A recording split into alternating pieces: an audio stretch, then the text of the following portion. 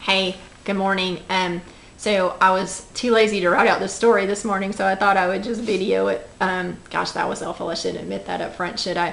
Anyway, I woke up this morning and I had this visual. You know me, God's always giving me visuals about and I can't even remember the story, but it's about this lion and he's in the woods and he's always terrorizing everybody in the woods. And he's always roaring and he's just loud. But what we learn later on in the story is that the reason that he's so unhappy and crabby all the time is because he has a splinter in his paw, and it hurts, and he doesn't trust anybody to get close enough to it to help him.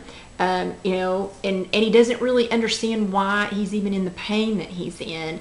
But what happens, I guess, toward the end of the story is this, I think it's a mouse comes along.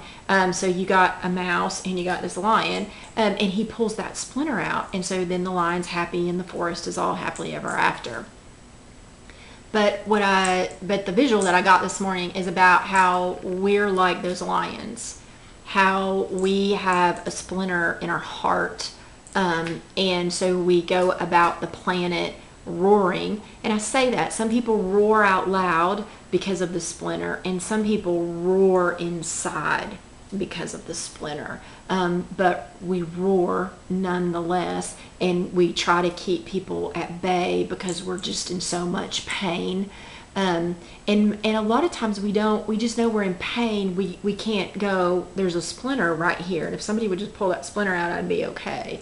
And it's because part of it is we don't trust anybody to get close enough to help us.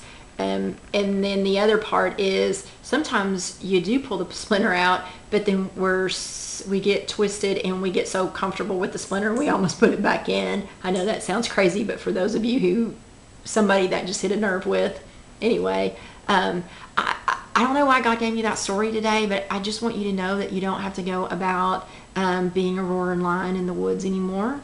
God called us for love, peace, joy, and that's really what He promised us.